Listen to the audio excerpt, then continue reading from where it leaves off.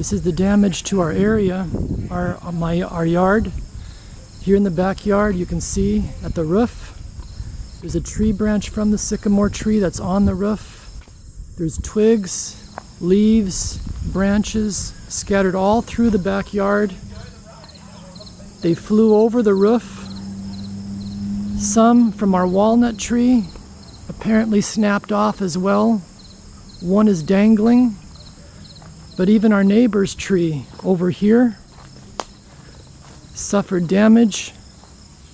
It's down as well. And then over to the left, what used to be our wonderful apple tree is now half existing, with the drain pipe taken all the way from the driveway halfway down the hill. Apples scattered everywhere.